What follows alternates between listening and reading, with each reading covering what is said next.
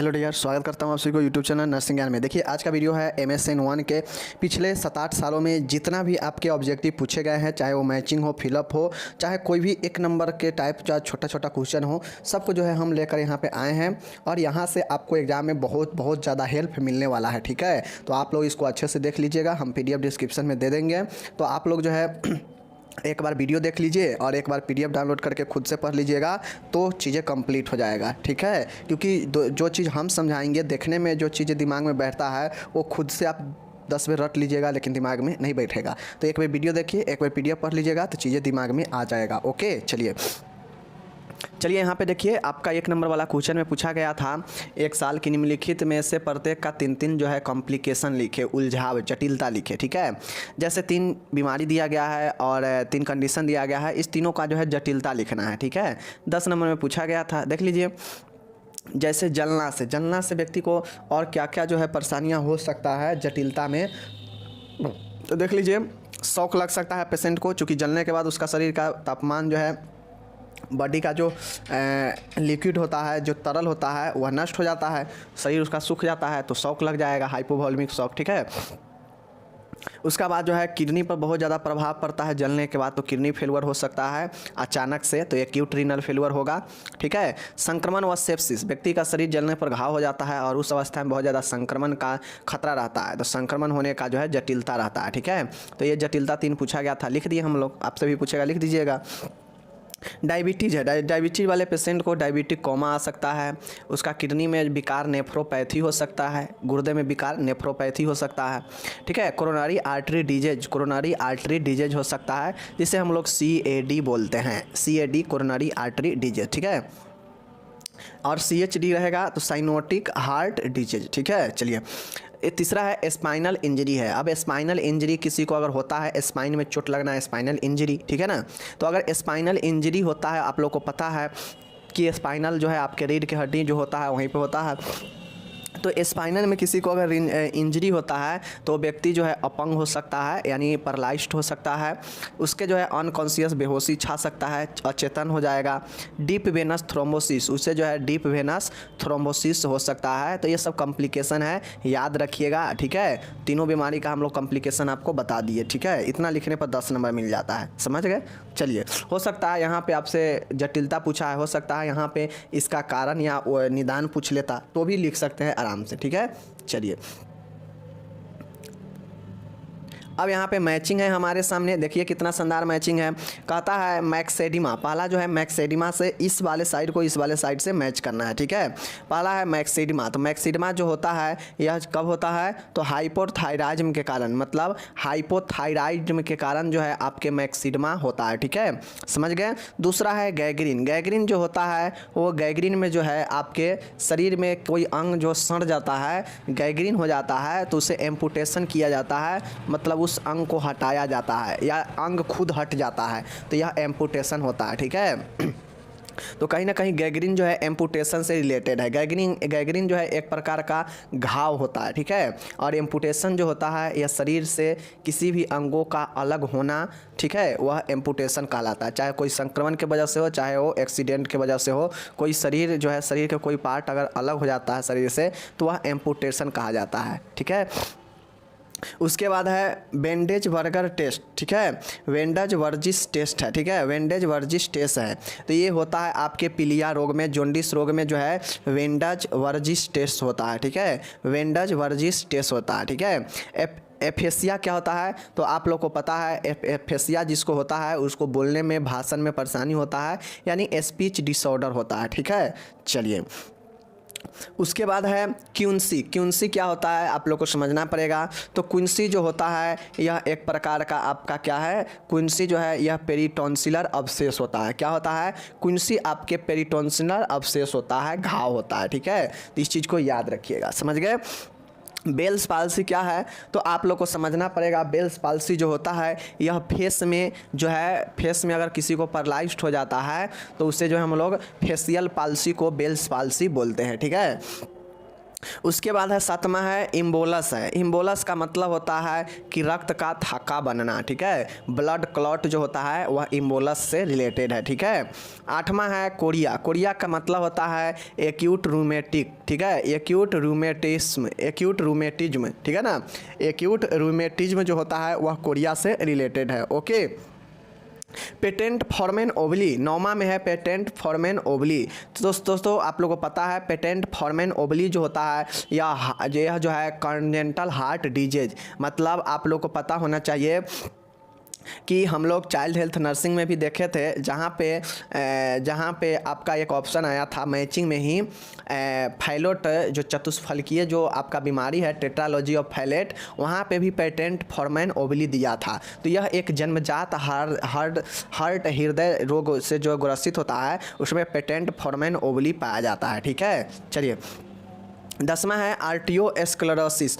Arteriosclerosis का मतलब क्या होता है? तो साथियों आर्टीरियोस्क्लेरोसिस का जो मतलब होता है वो होता है हाइपरटेंशन। अगर आपके शरीर में यह आर्टीरियोस्क्लेरोसिस होता है तो हाइपरटेंशन जो है हो जाएगा, मतलब उच्च रक्तचाप का प्रॉब्लम होगा। क्यों? क्योंकि ये जो आर्टीरियोस्क्लेरोसिस होता है तो यह आर्टरी में जो है ब्लड जो है जाने में परेशानी होता है, रुकता है। वहाँ पे एक जो है चीज़ें जमने से वहाँ पे जो है ब्लड का प्रेशर अधिक लगता है, जिससे जो है हाइपरटेंशन जो है होता है। यही आर्टीरियोस्क्लेरोसिस है, ठीक है। समझ गए?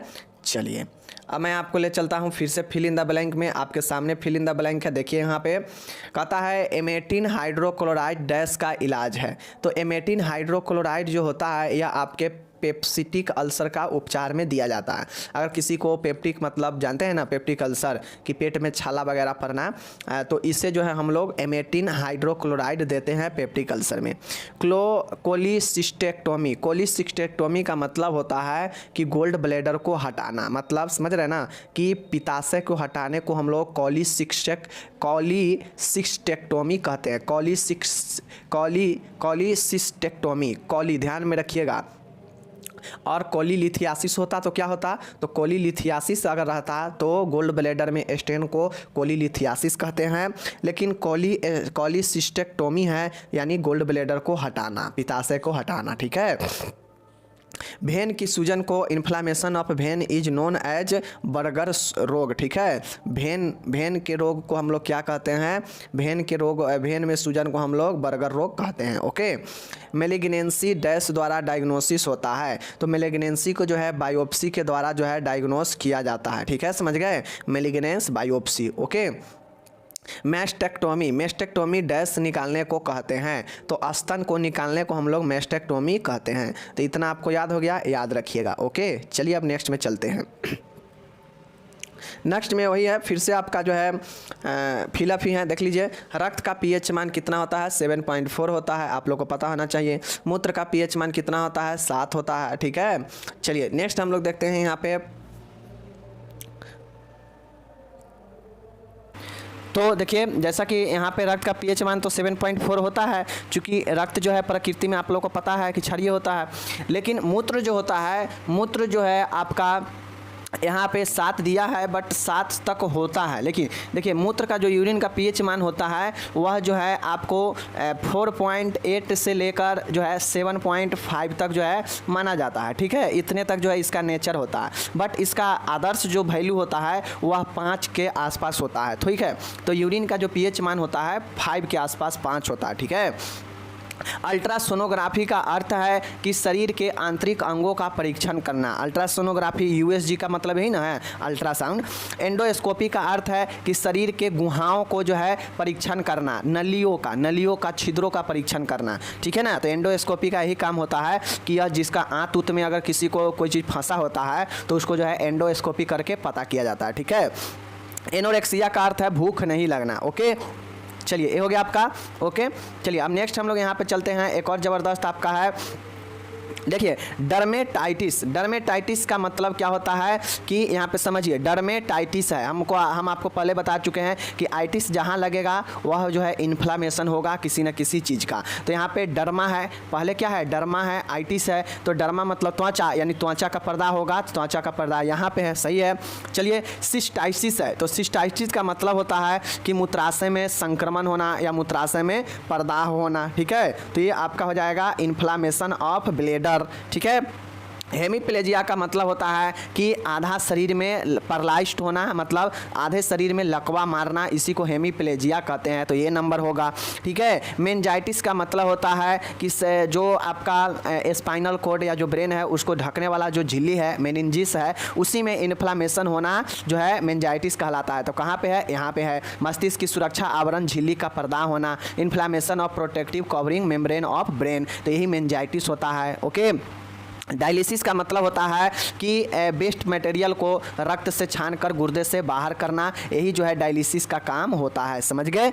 चलिए, तो ये तो समझ में आ गया, दोनों समझ में आ गया, ओके। चलिए, ये हो गया समाप्त। अब फिर से यहाँ पे देखिए full form fill in the blank है, देख लीजिए। M18 हाइड्रोक्लोराइड का इलाज कहाँ किया जाता है, पेप्टिक अल्सर में। कोलिसिस्टेक्टोमी निकालने को क्या कहते हैं, गोल्ड ब्लैडर निकालते हैं यहाँ से। वेन के सूजन को बर्गर डिजीज कहते हैं, ठीक है। मेलिग्नेंस बायोप्सी किया जाता है मेलिग्नेंस में, और मैस्टेक्टोमी मतलब स्तन को हटाने को, ओके। चलिए, ये हो गया आपका, ये भी समाप्त। अब एक और बहुत शानदार यहाँ पे क्वेश्चन है, एक क्वेश्चन आपसे पूछ सकता है इस बार कि निम्नलिखित दवाइयों कौन सी बीमारियों में दी जाती है, बताना है। इधर आपसे एग्जाम में पूछा गया था दवाई के नाम ए वाला, और ए वाला बताना था कि किस बीमारी में काम आता है ये सारे दवाइयाँ। तो देखिए, जो डेप्सॉन होता है, तो डेप्सॉन जो लेप्रोसी होता है, कुष्ठ रोग, उसमें डेप्सॉन दिया जाता है लेप्रोसी में, ठीक है। तो याद रखिए डेप्सॉन लेप्रोसी के लिए। क्लोरोफेनिकॉल क्या होता है, तो यह आँख के संक्रमण से बचाता है, ये होता है क्लोरामफेनिकॉल। क्लोरामफेनिकॉल आँख से संक्रमण के बचाव के लिए। क्लोरोक्विन मलेरिया में, ठीक है, क्लोरोक्विन मलेरिया में दिया जाता है, ठीक है। नेक्स्ट देखिएगा, ये जो क्लोरोक्विन है, यह जो है कोविड के समय बहुत जो लोग है इसको यूज कर रहा था, बहुत स्टॉक से ख़त्म था, क्योंकि यहाँ पे प्रचलन ये चल गया था कि क्लोरोक्विन जो मलेरिया वाला दवा है यही काम करता है वहाँ भी, ठीक है। M18 जो है उल्टी को प्रेरित करता है, और M18 हाइड्रोक्लोराइड रहता तो क्या होता, पेप्टिक अल्सर से बचाता, ठीक है ना। लेकिन M18 सीधा है तो यहाँ पे यह उल्टी प्रेरित करता है, लेकिन यहीं पे अगर एंटी एमेटिक रहता तो वह जो है उल्टी को रोकने के काम करता, लेकिन यहाँ पे सीधा M18 है तो यह उल्टी को बढ़ाता है, ठीक है। डिजॉक्सिन हार्ट फेलुअर वाले पेशेंट को बहुत अच्छा काम करता है। हिप्रिन रक्त के थक्का बनाने से रोकता है, ठीक है। बेंजाइल बेंजोनोइट जो होता है यह दाद खाद खुजली स्केबिज में काम आता है, बेंजाइल बेंजोइट, समझ गए। मेफेंटिन निम्न रक्तचाप में काम आता है, कि जिसको अगर लो ब्लड प्रेशर होता है उसमें मेफेंटिन काम में आता है, ओके। लैसिक्स एडिमा में दिया जाता है, जिसके पैर वगैरह में सूजन होता है तो उसे लैसिक्स दिया जाता है, ओके। इंसुलिन जो है डायबिटीज में काम आता है, आप लोग को पता है। तो ये जो है समझा दिए, हो सकता है इस बार पूछेगा, बहुत अच्छा क्वेश्चन है, समझ गए। चलिए, अब इसी में आपका एक ट्रू फॉल्स और है, देख लीजिए आप इसको। देखिए, पसली की टूट में थॉम्स एस्पिरिन काम में लाते हैं, तो खपची जो होता है यह जो है हड्डियों के टूट फूट में ही तो काम में आता है, तो बिल्कुल सही है। क्रॉनिक नेफ्राइटिस में हाई प्रोटीन भोजन दिया जाता है, बाली गलत है। अगर हाई प्रोटीन भोजन देंगे तो ब्लड प्रेशर क्या होगा, और ज़्यादा प्रॉब्लम हो जाएगा। तो क्रॉनिक नेफ्राइटिस मतलब गुर्दा के रोग वाले को हाई प्रोटीन नहीं, लो प्रोटीन डाइट भोजन दिया जाता है, उच्च कैलोरी वाला और लो प्रोटीन वाला दिया जाता है, समझ गए, हाई प्रोटीन नहीं। इंटेस्टाइनल ऑब्स्ट्रक्शन में उल्टी में फीकल मैटर आता है, मतलब कहता है कि जिसको आंत का अवरोध रहता है उसको अगर उल्टी होता है तो उसमें मल का जो है पदार्थ आता है, तो बिल्कुल सही है, क्योंकि पचा हुआ भोजन जो है आगे आंत में नहीं जाता है ऑब्स्ट्रक्शन के कारण, तो जो उल्टी होता है वो उसमें जो है आपका मल का भी हिस्सा आता है, सही बातें हैं। ऑब्स्ट्रक्टिव पीलिया में दस्त मिट्टी के रंग का होता है, तो ये भी बात सही है। पीलिया जिसको रोग होता है उसमें जो उसका मल होता है वह क्ले मिट्टी के समान होता है, ये भी सही बातें हैं। आइसोटोनिक सलाइन डायबिटिक कोमा में दी जाती है ताकि ब्लड शुगर कम कर सके, तो ये भी बिल्कुल सही है। अगर किसी का ब्लड शुगर बहुत ज़्यादा बढ़ जाता है और वो व्यक्ति कोमा में चला जाता है तो उसे आइसोटोनिक सलाइन जो है यानी समान स्थिति बनाने के लिए आइसोटोनिक सलाइन देते हैं, जो डायबिटीज कोमा में दी जाती है ताकि ब्लड शुगर को कम किया जा सके। तो याद रखिएगा, आइसोटोनिक सलाइन डायबिटिक कोमा में दिया जाता है शुगर को कम करने के लिए, ठीक है। चलिए, ये हो गया आपका, ओके।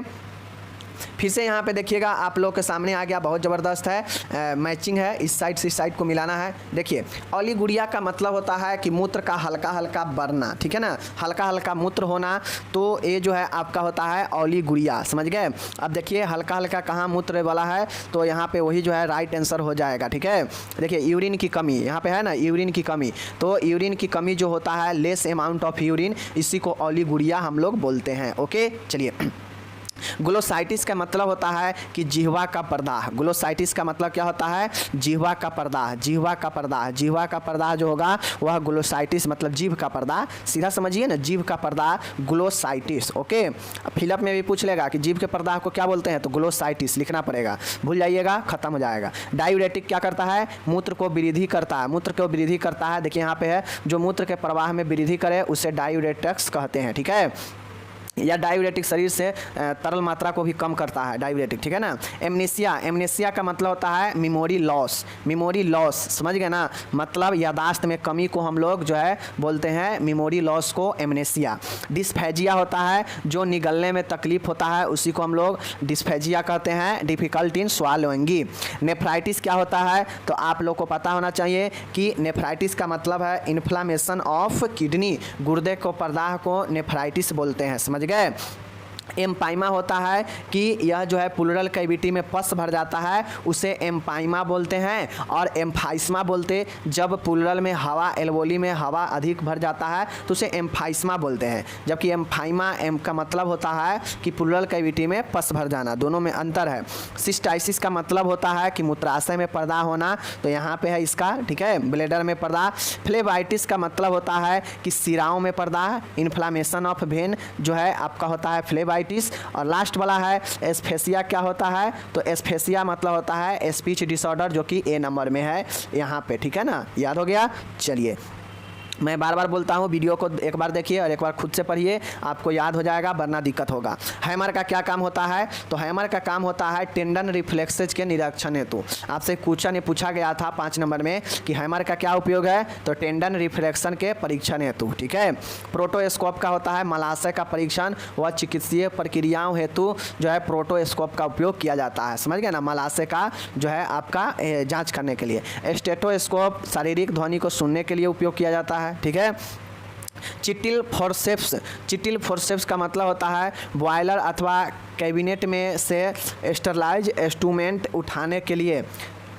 चिटिल फोर्सेप्स क्या करता है कि बॉयलर और कैबिनेट में से जो इंस्ट्रूमेंट हमको उठाना होगा उसको जो है चिटिल फोर्सेप्स के द्वारा निकालते हैं, ठीक है। अब पानी खौल रहा है, उसमें कोई सामान रखा है तो उसको हाथ से थोड़ी निकालेंगे, तो इसी चिटिल फोर्सेप्स से निकालते हैं, ठीक है, किसी भी इंस्ट्रूमेंट को बॉयलर से या फिर कैबिनेट से, ठीक है। हॉट वाटर बैग क्या करता है कि शरीर के सिकाई के उपयोग में इसका उपयोग किया जाता है, जिससे दर्द सूजन कम हो। बैक रेस्ट क्या करता है, हृदय रोगियों को फाउलर पोजीशन प्रदान करने के लिए, सहारा देने के लिए बैक रेस्ट दिया जाता है, अस्थमा वाले पेशेंट को उपयोगी होता है। सब समझ गए।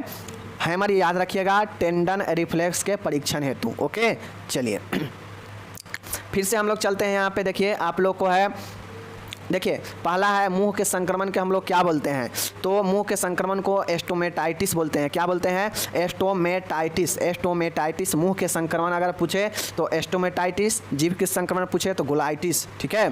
खून में सोडियम के स्तर की कमी को क्या कहते हैं, तो हाइपोनेट्रेमिया बोलते हैं। क्या बोलते हैं, हाइपोनेट्रेमिया बोलते हैं। आप लोग को मैं कितना बार बता चुका हूँ कि अगर अधिक हो तो हाइपर, कम हो तो हाइपो, और सोडियम है, सोडियम का सूचना होता है ए से, तो हाइपोनेट्रेमिया, क्योंकि कम रहा है स्तर, ठीक है। स्तन को शैल क्रिया से हटाने को मैस्टेक्टोमी कहते हैं, पता होना चाहिए। मस्तिष्क की विद्युत गतिविधियों को डैश से मापा जाता है, किस चीज़ से, ईईजी से मापा जाता है, याद रखिएगा।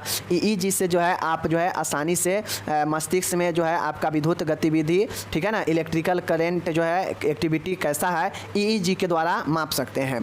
फुफ्फुस झिल्ली की सूजन को क्या बोलते हैं, inflammation of pleural membrane is also known as pleurisy. Pleurisy क्या चीज़, देखिए यहाँ पे प्लूरिसी जो होता है या आपके प्लूरल झिल्ली में सूजन को हम लोग बोलते हैं प्लूरिसी। ओके 10वीं कपालीय तंत्रिका कौन सा है, 10th क्रेनियल नर्व कौन सा है, तो ये आपका भेगस नर्व होता है। ओके चलिए, मूत्राशय की जांच को डैश उपकरण कहते हैं, सिस्टोस्कोप बोलते हैं। क्या बोलते हैं, सिस्टोस्कोप जो है मूत्राशय ब्लेडर को यूरिनरी ब्लेडर को जांच के लिए जो है आपके मूत्राशय का सिस्टोस्कोपी किया जाता है। ओके, CSF का समान दबाव कितना होता है, तो देखिए CSF जो नॉर्मल प्रेशर होता है CSF का वो 7 से 8 cmH2O होता है, ठीक है ना, 7 से 18 है, सॉरी 7 से 18 7 to 80 cmH2O, ये CSF का दबाव याद रखिएगा।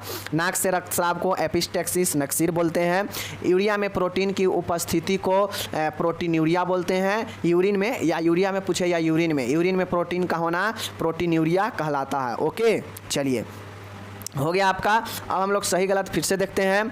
नमी युक्त ऑक्सीजन श्वसन तंत्र के म्यूकस झिल्ली के शुष्क होने से रोकती है, तो जो है बिल्कुल सही बातें हैं। आपके शरीर में अगर कोई भी खराश होता है, शुष्क होता है, तो नमी युक्त अगर आप ऑक्सीजन लेते हैं तो यह आपको क्या करता है, सूखने से बचाता है, ठीक है। सेवलॉन का गुण जीवाणुओं को मारता है, बिल्कुल सही बात है, चूँकि सेवलॉन एक केमिकल स्टरलाइजेशन है, ठीक है ना, केमिकल डिसइंफेक्शन है। हाइपोक्सिया का अर्थ धमनियों में CO2 का कम होना, गलत बातें हैं। हाइपोक्सिया का मतलब होता है कि ऊतकों में ऑक्सीजन का कम होना, ठीक है ना, यह जो है कार्बन डाइऑक्साइड का कमी नहीं होता, ऑक्सीजन का कमी होता है, ठीक है, इसलिए गलत हो जाएगा। हाइपोऑक्सिया, हाइपो मतलब कम और ऑक्सिया मतलब ऑक्सीजन, ऑक्सीजन का कमना, ठीक है, तो यह जो है यहाँ पे CO2 दिया है, इसलिए गलत हो जाएगा। ओके, और हाइपोक्सीमिया रहता तो रक्त में ऑक्सीजन का कमी हाइपोक्सीमिया कहलाता है, ठीक है। नासिका परीक्षण के लिए ऑटोस्कोप का उपयोग जो है किया जाता है। क्या ऑटोस्कोप का उपयोग जो है नासिका मतलब नोज के परीक्षण में किया जाता है, तो नहीं, गलत बातें हैं, ठीक है। 10 मिनट तक किसी चीज़ को पानी में उबालने से सभी जीवाणु नहीं मर जाते हैं, तो दोस्तों एक गलत बात है। 10 मिनट आप किसी भी चीज़ को उबालिए तो उसमें का कंप्लीट जो है वह डिसइंफेक्ट हो जाएगा। यहाँ पे कहता है कि नहीं मरता है, ऐसा नहीं है, मर जाता है, ठीक है ना। तो ये हो गया आपका समापन। चलिए यहाँ पे एक और देख लीजिए, कहता है डायलिसिस का क्या अर्थ होता है, तो डायलिसिस किडनी खराब रहने पर किया जाता है, ठीक है। उसी प्रकार से डिप्थीरिया है, तो डिप्थीरिया जो होता है यह कॉर्नी बैक्टीरियम डिप्थीरियाई के कारण होता है। डिप्थीरिया कॉर्नी बैक्टीरियम के कारण डिप्थीरिया होता है, ध्यान से देख लीजिए, ठीक है। उसके बाद है आपका HIV के कारण जो है आपके एड्स रोग होता है, HIV वायरस के कारण, ठीक है। एसाइटिस मतलब होता है कि पेट में पानी भरना, और इसको जो है हम लोग निकालते हैं तो यही होता है एब्डोमिनल पैरासेंटेसिस, और एक होता है थोरोसेंटेसिस। थोरासेंटेसिस में होगा कि हृदय के आसपास से पानी निकलना, वो चेस्ट से पानी निकालना, थोरासेंटेसिस यानी थोरेटिक कैविटी से पानी निकालना, जबकि एब्डोमिनल एरिया से पानी निकालना एब्डोमिनल पैरासेंटोसिस, समझ गए। 5वां है प्लूरल इफ्यूजन है। प्लूरल इफ्यूजन का मतलब होता है कि थोरासेंटेसिस, समझ गए। थोरासेंटेसिस अभी मैंने बताया कि यह जो है हृदय चेस्ट के गुहाओं से पानी निकालने को जो है हम लोग थोरासेंटेसिस कहते हैं। दोनों समझ में आ गया। चलिए अब हम लोग यहाँ पे और एक और देखते हैं दवाइयाँ और इसका उपयोग फिर से हम लोग देखते हैं। ऊपर भी हम लोग कुछ देखे थे और यहाँ भी देखते हैं। ये दवाइयाँ हैं और ये इसका इलाज है, किसमें जिस दवाइयाँ का उपयोग होता है, ठीक है। देख लीजिए पेरीनॉर्म कहाँ पे काम आता है, तो अगर किसी को उल्टी और अपच होता है तो उससे जो है पेरीनॉर्म दिया जाता है, ठीक है। स्ट्रेप्टोमाइसिन एक एंटीबायोटिक दवाई है जो कि ट्यूबरक्लोसिस में दिया जाता है। ट्यूबरक्लोसिस में रिफाम्सिन भी दिया जाता है, ट्यूबरक्लोसिस में आइसोनिजाइड भी दिया जाता है, ट्यूबरक्लोसिस में स्ट्रेप्टोमाइसिन भी दिया जाता है, ठीक है। लैसिक्स शरीर को सूजन कम करने के लिए एडिमा में काम आता है। क्लोरोक्विन मलेरिया में काम आता है। डोजॉक्सिन हार्ट फेलोवर में काम आता है। मेमेंडाजोल वर्म इन्फेस्टेशन में काम आता है, आप लोग को पढ़ाए हैं, ठीक है। उसके बाद है हिपरिन रक्त को थक्का बनने से रोकता है, ठीक है। रेनिटाइडिन जो है पेप्टिक अल्सर या फिर गर्ड के बीमारियों को काम में आता है, ठीक है। जिसको अगर पेट में छाला वगैरह होता है तो रेनिटाइडिन दिया जाता है, ठीक है। पैरासीटामल दर्दनाशक ज्वरनाशक दोनों है। और आइसोनेसिक जो होता है यह जो है आपको आइसोनियाजाइड को ही आइसोनेसिक बोलते हैं, यह ट्यूबरक्लोसिस में काम आता है, ठीक है। तो देखिए एक बार वीडियो देखिए, एक बार PDF पढ़िएगा, सब याद हो जाएगा। ओके चलिए फिर से रिक्त स्थान को यहाँ पे फिल करना है। रक्त का समान pH मान पता है आप लोगों को 7.4 होता है, ठीक है ना। चलिए मूत्र का pH मान कितना होता है, फिर से 7 दिया है। देखिए सीमन आप इसका उदासीन होता है, लेकिन मूत्र उदासीन होता है, मूत्र तो हल्का क्षारीय प्रकृति का होता है, अम्लीय प्रकृति का होता है। तो यह कहीं ना कहीं आप इसको जो है 7 से कम ही लिखेंगे तो बेटर रहेगा, क्योंकि 7 पर उदासीन हो जाता है, ठीक है ना। चलिए, तो इसका जो है आपका 5 के आसपास सही रहता है यूरिन का पीएच मान, ठीक है। नाक से रक्तस्राव एपिस्टेक्सिस बोलते हैं, नक से शल्य क्रिया द्वारा चेस्ट को स्तन को हटाना मैस्टेक्टोमी, और CSF का समान दाब 7 से 18, ठीक है ना, CmH2a होता है, ठीक है। चलिए, ये भी हो गया, ओके। सही गलत देखिए, नमी युक्त ऑक्सीजन अभी ऊपर हम लोग कराए हैं कि नमी युक्त ऑक्सीजन श्वसन तंत्र के म्यूकस झिल्ली को शुष्क होने से रोकता है, बिल्कुल रोकता है, सही बातें हैं, ठीक है ना। चलिए, तो ये सब ऊपर अभी करा चुके हैं, वही चीज़ें हैं, ठीक है ना, रिपीट है। अब यहाँ पे फिर से जो है आपके क्या है, मैचिंग है। एफेसिया क्या होता है, स्पीच डिसऑर्डर होता है, आप लोग को पता है एफेसिया स्पीच डिसऑर्डर होता है। बेल्स पाल्सी कहीं ना कहीं फेशियल पाल्सी से रिलेटेड होगा, मतलब फेस में जो पैरालिसिस मारता है चेहरा में, वह बेल्स पाल्सी ही होता है, ठीक है। एम्बोलिज्म का मतलब होता है कि रक्त का थक्का बनना, ठीक है ना, ब्लड क्लॉट, तो यही आपका एम्बोलिज्म होता है, ठीक है। उसके बाद गैंग्रीन मतलब एम्पुटेशन होगा, गैंग्रीन एम्पुटेशन से रिलेटेड होगा, सब के सब रिपीटेड है। नेफ्राइटिस जो होता है यह गुर्दा रोग का प्रॉब्लम होता है, ठीक है ना। और देखिए किडनी से रिलेटेड आपका नेफ्राइटिस जो है किडनी से ही रिलेटेड हो जाएगा, ठीक है। उसके बाद आपका नेफ्राइटिस, ठीक है, नेफ्राइटिस आप लोग यहाँ पे देख लिए। चलिए, नेफ्राइटिस हो गया। अब आपका है डिजिलाइटिस। डिजिलाइटिस क्या होता है आप लोग को यहाँ पे देखना चाहिए, डिजिलाइटिस क्या होता है। तो दोस्तों, जो डिजिलाइटिस होता है हार्ट टॉनिक होता है। क्या होता है, डिजिलाइटिस जो होता है यह आपके हार्ट टॉनिक होता है, ठीक है, हार्ट टॉनिक होता है, ठीक है। देखिए, एक चीज़ यहाँ पे आप लोग समझ लीजिए, मैचिंग वाला में आपको समान चीज़ें से मैचिंग करना होता है, ठीक है ना। तो आपका जो डिजिलाइटिस होता है यह एक हार्ट टॉनिक होता है, और ये जो नेफ्राइटिस होता है ना, चूँकि नेफ्राइटिस किडनी में समस्या को बोलते हैं, इन्फ्लामेशन को, तो जब किडनी में समस्या होगा तो आपका पेशाब कम होगा, ठीक है ना, तो ये हो जाएगा इससे सही। और ये जो आपका हीमोफीलिया है, हीमोफीलिया एक अनुवांशिक रोग होता है, तो यहाँ पे देखिए हेरिडेटरी ब्लड डिजीज है, यानी अनुवांशिक ब्लड रोग, रक्त रोग, ठीक है ना। कोरिया क्या होता है तो आप लोग को पता होना चाहिए, कोरिया एक्यूट रूमेटिज्म होता है, ठीक है।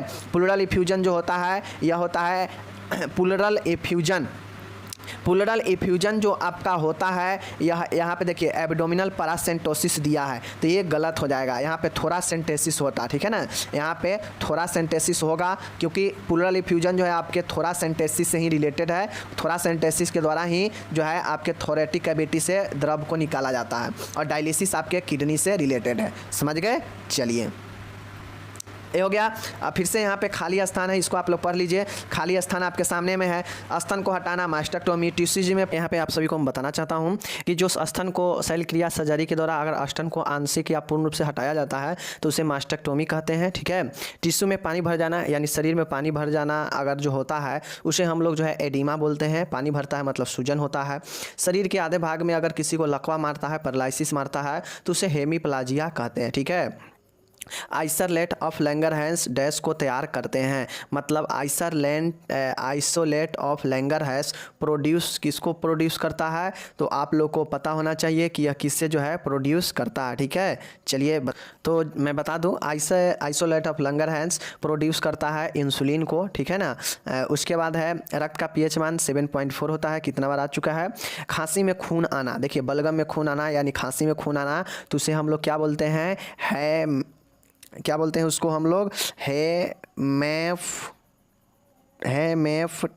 हेमोप्टाइसिस, ठीक है ना, हेमोप्टाइसिस कहते हैं। स्पेलिंग देख लीजिएगा, हेमोप्टाइसिस कहते हैं और हेमेटमोसिस कहते हैं, उल्टी का रक्त होता है, तो ठीक है। मैलिग्नेंसी डैश का डायग्नोसिस है, तो आप लोग को पता है किसका जो है वो होता है बायोप्सी, ठीक है, कई बार आ चुका है क्वेश्चन। हो गया समाप्त। अब हम लोग यहाँ पे नेक्स्ट चलते हैं। अब नेक्स्ट हम लोग यहाँ पे देखते हैं, देखिए नेक्स्ट क्वेश्चन है आपके सामने, बहुत शानदार है कि पहला जो आपका प्रश्न है वो है, पहला जो प्रश्न है कहता है कि मातृ एंटीबॉडी अपरा के माध्यम से भ्रूण के लिए संचरण किस प्रकार का रोग क्षमता का एक उदाहरण है। मतलब माता के जो अपरा होता है, अपरा के माध्यम से जो भ्रूण होता है उसको अगर किसी प्रकार के एंटीबॉडी चाहिए तो वह जो है भ्रूण अपरा के द्वारा जो उसे एंटीबॉडी मिलता है वो जो है किस प्रकार का होता है, तो पैसिव इम्यूनिटी होता है, ठीक है। चलिए, उसके बाद दूसरा यहाँ पे आप देखिएगा, दूसरा है कहता है कि डैश एक इलेक्ट्रोलाइट इलेक्ट्रोलाइट असंतुलन है और रक्त में सोडियम के उच्च स्तर से निर्देशित है। मतलब रक्त में अगर सोडियम का उच्च स्तर होता है तो उसे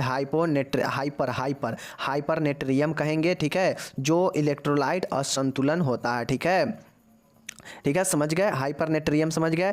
तीसरा यहाँ पे आप लोग देखिएगा, फुफ्फुसीय अंतरिक्ष में तरल पदार्थ का असमान संचरण क्या कहलाता है? Abnormal accumulation of fluid in the pleural एप्लेस। तो आप लोग को पता है प्लूरल इफ्यूजन होगा ये, ठीक है ना। तीसरा क्या होगा आपका? प्लूरल इफ्यूजन, मतलब प्लूरल कैविटी में यानी प्लूरल में तरल भर जाना प्लूरल इफ्यूजन होता है। ठीक है, थायराइड ग्रंथि के सर्जिकल हटाने को थायरेक्टोमी कहते हैं, पता होना चाहिए आप लोग को।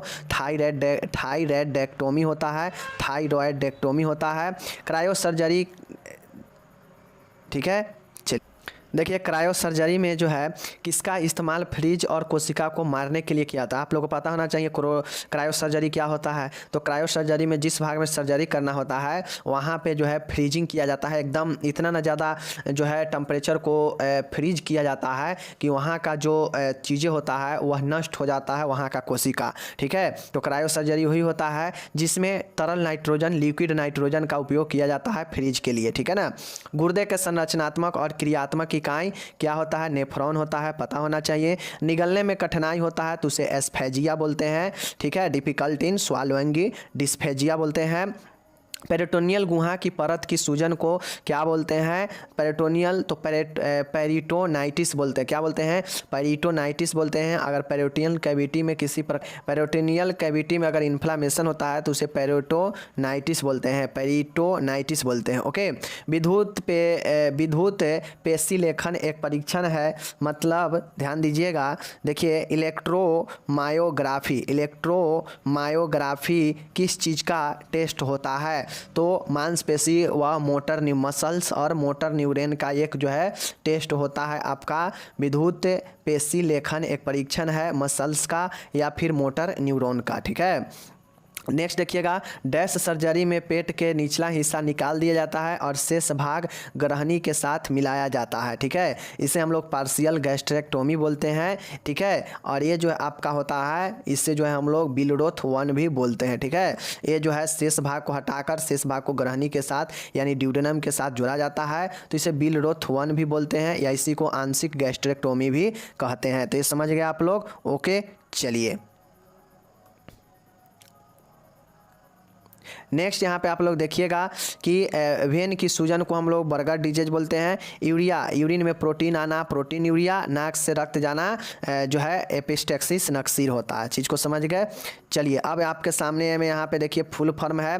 MRI का फुल फॉर्म क्या होता है? Magnetic resonance imaging. लेटेस्ट में पूछा गया है तो हो सकता है आप में भी पूछ ले। MRI का full form magnetic resonance imaging. चीज़ें समझ गए। चलिए HIV ह्यूमन इम्यूनोडिफिशियंसी वायरस। ठीक है, CSF cerebro spinal fluid. Okay, CT computed tomography होता है CT। ECG इलेक्ट्रोकार्डियोग्राम होता है। ठीक है, CPR कार्डियो पल्मोनरी रिससिटेशन। तो ये जो है आपका फुल फॉर्म हो गया।